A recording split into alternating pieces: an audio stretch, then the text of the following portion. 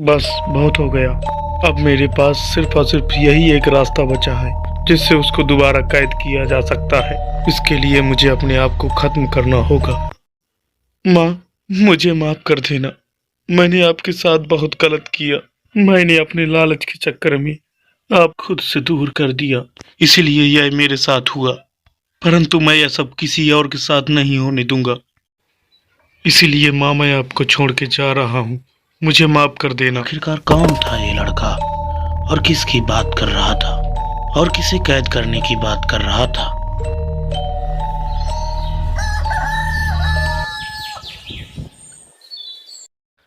कार्तिक, जो एक होनहार स्टूडेंट था, वह दिन के वक्त अपने कॉलेज जाया करता था और बाकी खाली समय में पास के ही मार्केट में चाट का एक ठेला लगाया करता था। इतनी मेहनत के बाद भी उस ठेले से उसकी कुछ खास कमाई नहीं होती थी, जिससे वह बहुत अधिक उदास था। कार्तिक के घर में उसकी माँ, जो अत्यंत बीमार रहती थी, और एक छोटा भाई जो करीब 10 साल का था, जिसकी पढ़ाई पैसे की कमी के कारण नहीं हो पा रही थी। अपने परिवार की ऐसी हालत देखकर कार्तिक बहुत ही अधिक उदास रहता था। एक रात कार्तिक रात के काले अंधेरे में कहीं चला जा रहा होता है। तभी कुछ देर में हम देखते हैं कार्तिक एक पुराने मंदिर में जाकर बैठ जाता है और अपने भाग्य को कोसने लगता है और काली माँ के आगे हाथ जोड़कर कहता है, हे माँ, गलती क्या है मेरी? आप आखिरकार मुझे किस जन्म की सजा दे रही हैं? हे माँ, मेरी मदद कीजिए। यह सुनकर तभी वहां पर एक लाल वस्त्र पहने हुए बाबा आते हैं और कार्तिक से पूछते हैं, क्या हुआ बेटा? तुम इतनी रात गए मंदिर में क्या कर रहे हो? यहाँ पर तो बेटा दिन में ही लोग आते हैं और तुम इतनी रात में, क्या कुछ समस्या है बेटा?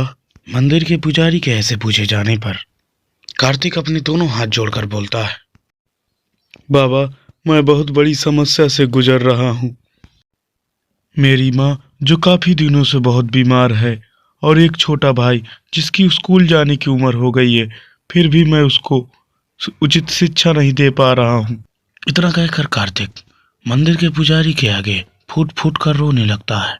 तभी मंदिर के पुजारी कार्तिक को आश्वासन देते हुए कहते हैं, बेटा कार्तिक, समस्याएं तो सबके जीवन में आती हैं, परंतु उस समस्याओं से हमें डरना नहीं, लड़ना चाहिए। इसलिए मैं तुम्हारी समस्याओं को समाप्त तो नहीं कर सकता, थोड़ा कम करने की कोशिश जरूर कर सकता हूँ।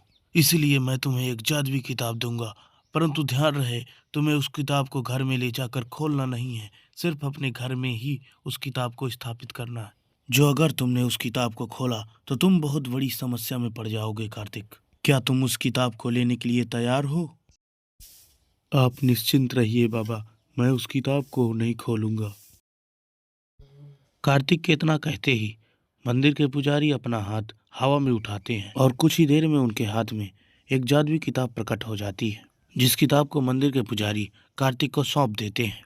कार्तिक भी उनकी किताब लेकर उनको प्रणाम करके घर की ओर जाने लगता है। उस जादुई किताब को पाकर कार्तिक बहुत खुश था और उस चमत्कार को देखने के लिए भी वह तैयार था, इसलिए वह तुरंत घर पहुंचता है। तभी हम लोग देखते हैं कि कार्तिक की माँ, जो काफी दिनों से बिस्तर में पड़ी हुई है, आज चारपाई में बैठकर कार्तिक का इंतजार कर रही होती है, जिसे देखकर कार्तिक कहता है, अरे माँ, आपकी तो तबीयत खराब है, आप इस प्रकार बिस्तर में क्यों बैठी हुई हैं? कार्तिक की इतनी बात सुनकर उसकी माँ जवाब देती है, बेटा कार्तिक, मैं बिल्कुल ठीक हूँ। अब मेरे घुटने भी दर्द नहीं कर रहे हैं। पता नहीं कैसा चमत्कार हुआ कि मेरी तबीयत बिल्कुल ठीक हो गई।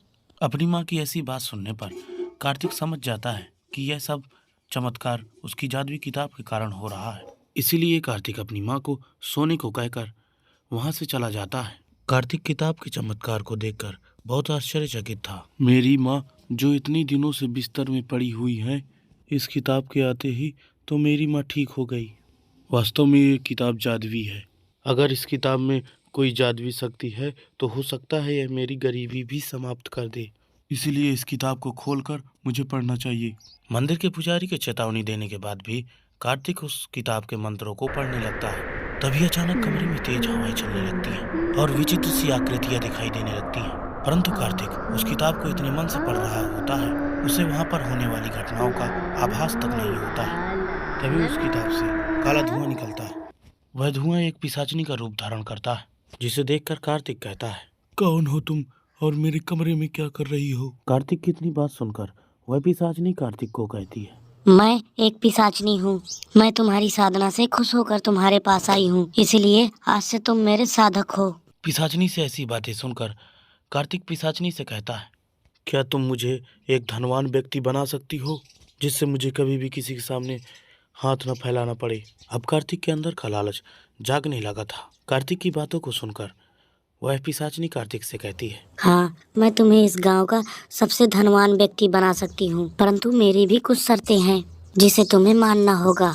कार्तिक बिना मेहनत किए अब धनवान व्यक्ति बनना चाहता था, इसलिए कार्तिक उस पिशाचिनी की सभी शर्तों को मान लेता है। तभी पिशाचिनी अपनी शर्तों को कार्तिक से बताती है। अरे साधक, इतनी जल्दी भी क्या है? एक बार तुम इस गांव के सबसे धनवान व्यक्ति बनो, इसके बाद मैं तुम्हें अपनी शर्तें बताऊंगी। इतना कहकर यक्षिणी वहां से गायब हो जाती है और राजेश भी अपने बिस्तर में जाकर सो जाता है। अगले दिन कार्तिक अपने ठेले पर खड़ा होता है। तभी उसके ठेले के आगे एक बड़ी सी गाड़ी रुकती है और उस गाड़ी से एक सूट बूट में एक व्यक्ति उतरता है, जो सीधे कार्तिक के ठेले की ओर चला जाता है और कार्तिक से एक गंभीर स्वर में कहता है, अरे सुनो बेटा, क्या मनीलाल जी का आप घर जानते हैं? इतना सुनते ही कार्तिक आश्चर्यचकित हो जाता है, क्योंकि इतनी सालों में पहली बार किसी ने उसके पिता का नाम लिया था। तभी कार्तिक उस व्यक्ति से बोलता है, जी हाँ सर, बोलिए। मनीलाल मेरे ही पिता का नाम है, मैं उनका बेटा कार्तिक हूँ। बताइए क्या मदद कर सकता हूँ मैं आपकी? कार्तिक की इतनी बात सुनकर वह व्यक्ति कार्तिक से कहता है, बेटा कार्तिक, मैं तुम्हारे पिता का दोस्त हूँ। मैं दिल्ली में स्थित दुर्गा शक्ति एंटरप्राइजेस का मैनेजर हूँ। तुम्हारे पिता हमारी कंपनी के मालिक हैं। उन्हें आम लोगों की तरह गरीबी में जीना अच्छा लगता था, इसलिए वो यहाँ पर रहते थे।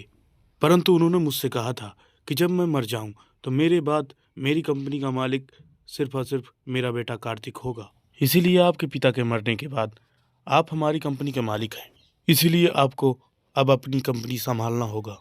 इसलिए सर, हम कल ही दिल्ली चलेंगे। इतना कहकर वह व्यक्ति वहां से चला जाता है। कार्तिक की एक ही पल में पूरी जिंदगी बदल जाती है। वह व्यक्ति जिसे कभी एक वक्त का खाना खाने के लिए परिश्रम करना पड़ता था, वह एक ही पल में कंपनी का मालिक बन जाता है। आज कार्तिक बहुत खुश था, क्योंकि उसे बहुत जल्द इस गरीबी से राहत मिलने वाली। अभी साइकिल में घूमने वाला कार्तिक आज करोड़ों की गाड़ियों में घूम रहा था और लाखों के महंगे घर में रहता। आपस में बात कर रहे होते हैं। तभी कार्तिक की माँ कार्तिक से कहती है, बेटा कार्तिक, तुम्हारे पास ये सब कहाँ से आ गया? कहीं तुम कुछ गलत काम तो नहीं कर रहे हो ना बेटा? अचानक हमारे पास ये सब आ गया, मुझे तो बहुत डर लग रहा है। तभी कार्तिक अपनी माँ को जवाब देते हुए कहता है, अरे नहीं माँ, तुम तो ऐसे ही परेशान हो रही हो। ये सब तो हमारे पिता की संपत्ति है, जिसे उन्होंने अभी तक हमसे छुपा कर रखा हुआ था। कार्तिक की बातें सुनकर कार्तिक की माँ आश्चर्यचकित होती है और कहती है, मैं तो तुम्हारे पिता की कोई संपत्ति नहीं जानती। उन्होंने तो जीवन भर मेहनत मजदूरी की है बेटा। परंतु कार्तिक उनकी बातों को नजरअंदाज करके वहां से चला जाता है। कमरे में जाकर पिशाचिनी को पुकारने लगता है। उसके पुकारते ही पिशाचिनी कुछ ही देर में वहां पर आ जाती है। तभी कार्तिक अपने दोनों हाथ जोड़कर पिशाचिनी को धन्यवाद देता है और पिशाचिनी से कहता है, अरे पिशाचिनी, तुमने तो कमाल कर दिया। पिशाचिनी, मैं तुम्हें बता नहीं सकता कि मैं कितना खुश हूँ। कार्तिक की इतनी बातों को सुनकर पिशाचिनी कार्तिक से कहती है, साधक, मैं तुमसे एक बात करना चाहती हूँ। पिशाचिनी की इतनी बातें सुनकर कार्तिक कहता है, हाँ बोलो पिशाचिनी, क्या कहना चाहती हो तुम मुझसे? आज इस खुशी के दिन पर तुम्हारी हर बात मानी जाएगी। कार्तिक की इतनी बातें सुनकर पिशाचिनी कार्तिक से कहती है, मैंने तुमसे उस दिन अपनी तीसरी शर्त नहीं बताई थी। मेरी तीसरी शर्त ये है कि आज से तुम मेरे सिवा ना किसी और को देखोगे और ना ही मेरे सिवा किसी और के साथ रहोगे। इस नियम के अनुसार आज से तुम अपनी माँ और भाई के साथ भी नहीं रहोगे, अन्यथा मैं उन दोनों को मार दूंगी। अब जीवन भर हम एक दूसरे के साथ रहेंगे, परंतु ध्यान रहे मेरे साथ कभी भी तुम धोखा मत करना। पिशाचिनी की इतनी बातें सुनकर कार्तिक भौचक्का रह जाता है। कार्तिक शांत ऐसे खड़ा था जैसे उसके मुंह में दही जम गई हो। वह सोच में पड़ जाता है कि उसने यह सब तो अपने भाई और माँ के लिए ही तो किया था। अगर वो ही नहीं रहेंगे तो इस धन संपत्ति का क्या फायदा। परंतु कार्तिक को यह सब सोचने में काफी देर हो चुका था। अब पिशाचनी उसके सामने प्रश्न बनकर खड़ी थी। उसका एक गलत निर्णय उसके माँ और भाई से उसको दूर कर सकता था। पिशाचनी की बात मानने के लिए मजबूर था। इसीलिए कार्तिक अपनी माँ और भाई को वापस अपने गांव भेजा देता है। कार्तिक अब बहुत अकेलापन महसूस कर रहा होता है। उसे अपनी माँ और भाई की बहुत याद आ रही होती है। इसीलिए उसका काम में मन नहीं लग रहा होता है। इसीलिए वह घर में दिन भर उदास पड़ा रहता है।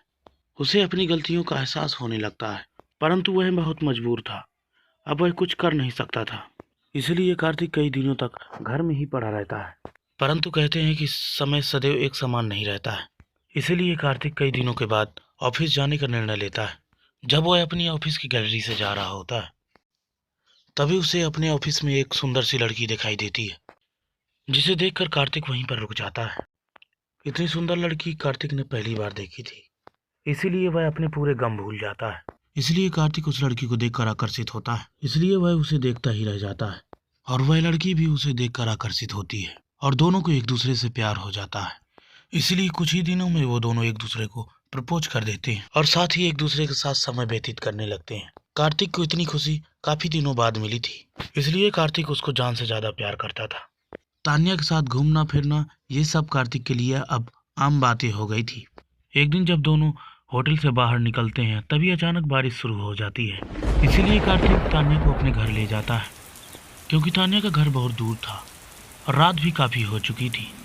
और कुछ ही देर में दोनों घर आ जाते हैं। कार्तिक यह बिल्कुल भूल चुका था कि उसके घर में एक पिशाचनी है, जो घर में अन्य किसी लड़की का होना बर्दाश्त नहीं करेगी। कार्तिक अब सोच भी नहीं सकता था कि उसके साथ अब कितना बुरा होने वाला। सर रखकर बातें कर रहा था, तभी उसे अचानक पिशाचनी दिखाई देती है, जिसकी आंखें गुस्से से लाल थीं, जिसे देखकर कार्तिक तुरंत उठ जाता है। कार्तिक के अचानक उठने से तान्या भी आश्चर्यचकित हो जाती है और कार्तिक से पूछती है, क्या हुआ कार्तिक, तुम ऐसे क्यों बैठ गए? क्या हुआ तुम्हें? नहीं तान्या, कुछ नहीं हुआ। तुम जाओ कमरे में, तुम गीली हो गई होगी और वहीं पर सो जाना। जाओ, जाकर अपने कपड़े बदल लो। तान्या भी ज्यादा सवाल न पूछते हुए वहां से चली जाती है और जाकर कमरे में सो जाती है। तान्या जैसे ही कार्तिक के कमरे में चली जाती है, वैसे ही कार्तिक के सामने पिशाचनी प्रकट हो जाती है, जिसकी आंखें गुस्से से लाल थी। तभी पिशाचनी कार्तिक से कहती है, मैंने तुमको कहा था ना कि मुझे धोखा मत देना। तुमने बहुत बड़ी गलती की है मुझे धोखा देकर। इतना सुनते ही कार्तिक डर जाता है और पिशाचनी से कहता है, पिशाचनी, मुझसे बहुत बड़ी गलती हो गई, मुझे माफ कर दो प्लीज। पिशाचनी, तान्या को कुछ मत करना। पिशाचनी शांत हो जाती है और एक प्यारी सी स्माइल देकर वहां से गायब हो जाती है। तभी कार्तिक को लगता है कि पिशाचनी उसकी बात मान गई है, इसलिए वह भी वहीं पर रखे हुए सोफे पर सो जाता है। तभी उसे अचानक तान्या की चिल्लाने की आवाज आती है। कार्तिक तुरंत कमरे की ओर जाता है, जहाँ पर तान्या खून से लथपथ पड़ी थी। वहीं थोड़ी दूर में पिशाचनी एक तेज धार वाले तलवार को लेकर खड़ी थी, जिस तलवार से खून जमीन पर गिर रहा था। कार्तिक यह सब देखकर चौंक जाता है और जोर जोर से रोने लगता है। आज उसने अपनी जान से ज्यादा प्यारी चीज खो दी थी। आज उसे अपने द्वारा की गई गलती का एहसास होने लगा था, परंतु बहुत देर हो गई थी। उसने तान्या को खो दिया था। अब कार्तिक पागल सा हो गया था। अब कार्तिक सारे दिन दारू पीता और घर में ही पड़ा रहता था और बाकी समय में रोता रहता था। कार्तिक को तान्या के जाने का काफी बड़ा सदमा लगा था, इसलिए अचानक कार्तिक उठता है और सीलिंग की ओर जाने लगता है और छत में जाकर वहां से कूद जाता है। कार्तिक अपने लालच के कारण अपने जान से हाथ धो बैठता है। इसीलिए कहते हैं कि हमें कामयाबी के लिए कभी शॉर्टकट नहीं चुनना चाहिए।